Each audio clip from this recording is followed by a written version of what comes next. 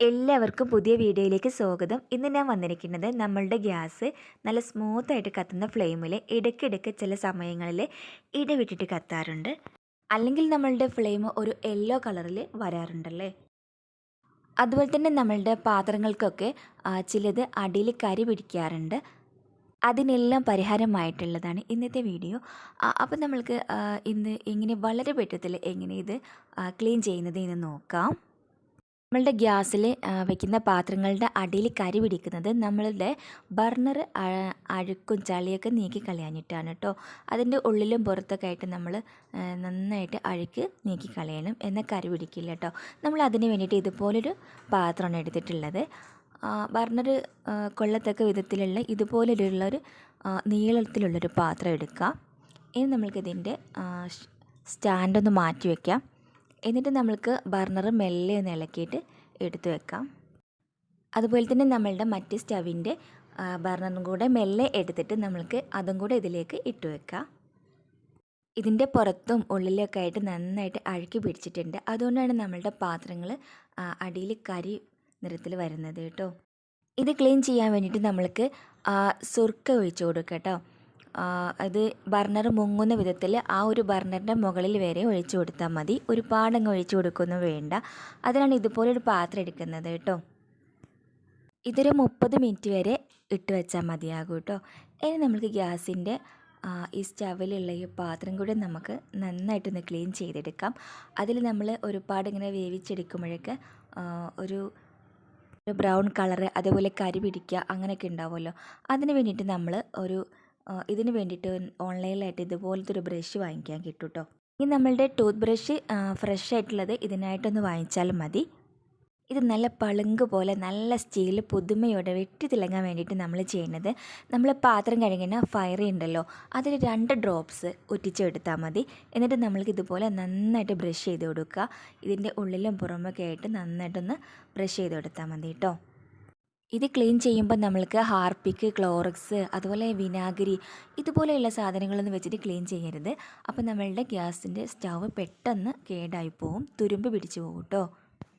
ഇതുപോലെ നമ്മളുടെ സ്റ്റൗവ് ഡെയിലിയോ അല്ലെങ്കിൽ ഒരു 2 ഡേയ്സിലൊക്കെ നമ്മൾ ചെയ്യുവാണെന്നുണ്ടെങ്കിൽ നമ്മളുടെ സ്റ്റൗവ് ഒട്ടും കേടുവരില്ല കേട്ടോ. ഗ്യാസിൻ്റെ ഈ ഭാഗത്തുള്ള ഈ ഒരു വലിയ പൈപ്പിൻ്റെ ഉള്ളിലായിട്ട് ചെറിയൊരു നോബുണ്ട് കേട്ടോ, ഗോൾഡൻ കളറിലായിട്ട്. അവിടെയാണ് നമ്മളുടെ ഗ്യാസിൻ്റെ അഴുക്കും കറണ്ടൊക്കെ പിടിച്ചിട്ടുള്ളത്. അത് പ്രോപ്പറായിട്ട് കത്താത്തത് അവിടെ അഴുക്കൊക്കെ പിടിച്ചിട്ടാണ് കേട്ടോ. ഇതിന് വേണ്ടിയിട്ട് നമ്മൾക്ക് ഇതുപോലൊരു സേഫ്റ്റി പിന്ന് അല്ലെങ്കിൽ ഒരു കോപ്പർ വയർ ഉപയോഗിച്ചിട്ട് നമ്മൾക്ക് ക്ലീൻ ചെയ്തെടുക്കാൻ പറ്റും. ഇതുപോലെ ചെയ്തിട്ട് നമ്മളുടെ ഫ്ലെയിം കത്തുന്നില്ല എന്നുണ്ടെങ്കിൽ നമ്മൾ തീർച്ചയായിട്ടും സർവീസിന് തന്നെ കൊടുക്കണേ, അല്ലാതെ ഇങ്ങനെ ചെയ്തെടുക്കരുത് കേട്ടോ. അവർ നമ്മൾക്ക് അതിൻ്റെ മുകളിലായിട്ടുള്ള ആ ഒരു സ്ക്രൂ ഒക്കെ അഴിച്ചിട്ട് നല്ല രീതിക്ക് ക്ലീനാക്കി സർവീസ് ചെയ്തു തരും കേട്ടോ. ഇനി ഇതുപോലെയാണ് നമ്മൾ സേഫ്റ്റി പിൻ ഉപയോഗിച്ചിട്ട് നമ്മൾ ചെയ്തെടുക്കേണ്ടത് കേട്ടോ. 2 ഭാഗത്തും 2 പൈപ്പ് ഉണ്ടാവുമല്ലോ, അപ്പോൾ ഇതുപോലെ ഒന്ന് ചെയ്തെടുത്താൽ മതി കേട്ടോ. പെട്ടെന്ന് തന്നെ ശരിയാവും. ഒരു 2 മിനിറ്റ് 3 മിനിറ്റ് ചെയ്തെടുത്താൽ മാത്രം മതി, ഒരുപാടൊന്നും ചെയ്യണ്ട. അപ്പം നമ്മളുടെ ബർണർ വിനാഗിരിയിൽ ഇട്ട് വെച്ചിട്ട് 30 മിനിറ്റ് ആയിട്ടുണ്ട് കേട്ടോ. ഇനി നമ്മൾക്കിന്ന് എടുത്ത് നോക്കാം.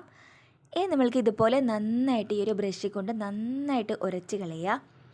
നന്നായിട്ട് അഴുക്കി പിടിച്ചിട്ടുണ്ട്, അതാണ് ഈ ഒരു കളർ കേട്ടോ. അതിൻ്റെ ഉള്ളിലും പുറമെയൊക്കെ ആയിട്ട് നമ്മൾ നല്ലോണം ഉരച്ച് കളയണം കേട്ടോ. അപ്പോൾ ഇതിൻ്റെ ആ ഒരു ബ്ലാക്ക് ഭാഗമൊക്കെ മാറിയിട്ട് നല്ലൊരു ഗോൾഡൻ നിറത്തിൽ തന്നെ നമുക്ക് കിട്ടും. നമ്മൾ ഫ്രഷ് ആയിട്ട് വാങ്ങിയതുപോലെ തന്നെ ഉണ്ടാവും കേട്ടോ. ഇതിലെ അഴുക്ക് കണ്ടില്ലേ, അതാണ് ഇതിൽ ഇളകി വന്നിരിക്കുകയാണ് കേട്ടോ. ഒരുപാട് അഴുക്ക് നമ്മൾ കാണുമ്പോൾ കൂടുതൽ അഴുക്കൊന്നും ഇല്ലയെന്ന് തോന്നും. നമ്മളിങ്ങനെ ഇട്ട് വെക്കുമ്പോഴാണ് നമ്മൾക്ക് അതിൻ്റെ ഉള്ളിലുള്ള ആ ഹോൾസൊക്കെ അടഞ്ഞിട്ടാണ് നമ്മളുടെ ഈ പാത്രത്തിൻ്റെ അടിയിലേക്ക് കരി വന്നിരിക്കുന്നത് കേട്ടോ.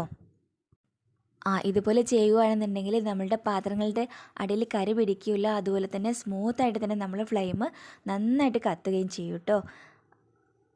നമ്മൾക്ക് നല്ല ഗോൾഡൻ കളറിൽ തന്നെ നമുക്ക് കിട്ടിയിട്ടുണ്ട്. ഇതുപോലെ നമ്മൾക്ക് 2 ബർണറും കൂടെ നമ്മൾക്ക് ഇതുപോലെ ചെയ്തെടുക്കാം. ഇങ്ങനെ ചെയ്യുവാണെങ്കിൽ നമ്മളുടെ ഗ്യാസ് സ്റ്റവ് ഒരുപാട് കാലം കേടുകൂടാണ്ടിരിക്കാൻ പറ്റും കേട്ടോ. ഒരു കുഴപ്പം വരില്ല കേട്ടോ. അതുപോലെ തന്നെ നമ്മളുടെ ഗ്യാസ് നമ്മൾക്ക് ലാഭിക്കാം. ചെറിയ ഫ്ലെയിമിൽ കത്തുമ്പോൾ നമ്മളുടെ ഈ ഹോൾസൊക്കെ അടഞ്ഞിട്ടാണ് കേട്ടോ. അപ്പോൾ ഗ്യാസ് ലീക്കായി പോവുകയാണ് ചെയ്യുന്നത് നമ്മൾക്ക്. ഇനി നമ്മളുടെ ഗ്യാസിൻ്റെ സ്റ്റവിൻ്റെ സ്റ്റാൻഡ് ഉണ്ടാവുമല്ലോ, അതിൻ്റെ തുരുമ്പ് പിടിച്ച ഭാഗത്തൊക്കെ വെയിലത്ത് വെച്ചാൽ മതി കേട്ടോ. എണ്ണ തേച്ചിട്ട് വെയിലത്ത് വെക്കണേ. ഇങ്ങനെ നന്നായി ഉണങ്ങിയതിന് ശേഷം സ്പ്രേ പെയിൻറ്റ് അടിച്ചു കൊടുത്താൽ മതി.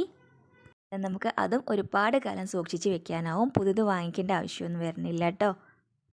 അപ്പം നമ്മളുടെ ഗ്യാസിൻ്റെ സ്റ്റൗവ് നമ്മൾ അതിൻ്റെ അടിഭാഗവും പുറം ഭാഗവും ഒക്കെ നന്നായിട്ട് ക്ലീൻ ചെയ്ത് വെച്ചിട്ടുണ്ട് കേട്ടോ. ഇതുപോലെയൊക്കെ നമ്മൾ ചെയ്തെടുക്കുകയാണെന്നുണ്ടെങ്കിൽ ഒരു പരിധി വരേക്ക് നമ്മളുടെ ഗ്യാസ് സ്റ്റൗവ് നമുക്ക് നന്നായിട്ട് തന്നെ സൂക്ഷിച്ച് വെക്കാനാവും. ഇനി നമ്മൾക്കൊന്ന് കത്തിച്ച് നോക്കാം. ഇപ്പം നമ്മളുടെ ഗ്യാസ് സ്റ്റൗവ് നന്നായിട്ട് തന്നെ ബ്ലൂയിഷ് കളറിൽ തന്നെ കത്തുന്നുണ്ട്. അതുപോലെ തന്നെ ബർണറിൻ്റെ ആ ഇടവിട്ടുള്ള കത്തലിലേക്ക് മാറി നല്ല ബ്ലൂയിഷ് കളറിൽ തന്നെ കത്തുന്നുണ്ട്. ഇങ്ങനെ നന്നായിട്ട് കത്തുകയാണെന്നുണ്ടെങ്കിൽ നമ്മളുടെ പാത്രത്തിൻ്റെ അടിയിൽ കരി പിടിക്കുകയില്ല. അതുപോലെ തന്നെ നമ്മൾക്ക് ഗ്യാസും നന്നായിട്ട് ലാഭിച്ചെടുക്കാൻ പറ്റും. അപ്പോൾ നിങ്ങൾക്ക് എൻ്റെ വീഡിയോ ഇഷ്ടപ്പെടുകയാണെന്നുണ്ടെങ്കിൽ പ്ലീസ് ഒന്ന് സബ്സ്ക്രൈബ് ചെയ്യാത്ത കൂട്ടുകാരുണ്ടെങ്കിൽ പ്ലീസ് ഒന്ന് സബ്സ്ക്രൈബ് ചെയ്യണേ. അതുപോലെ തന്നെ ബെല്ലൈക്കനെ കൂടി ഒന്ന് അമർത്തിയേക്കണേ. കൂടെ തന്നെ ലൈക്ക് ബട്ടൺ കൂടി ഒന്ന് ക്ലിക്ക് ചെയ്തേക്കണേ. ഫ്രണ്ട്സിനും ഫാമിലിക്കും എല്ലാവർക്കും ഒന്ന് ഷെയർ ചെയ്ത് കൊടുക്കണം കേട്ടോ. അപ്പോൾ നമ്മൾക്ക് വ്യത്യസ്ത വീഡിയോയുമായി വീണ്ടും കാണാം.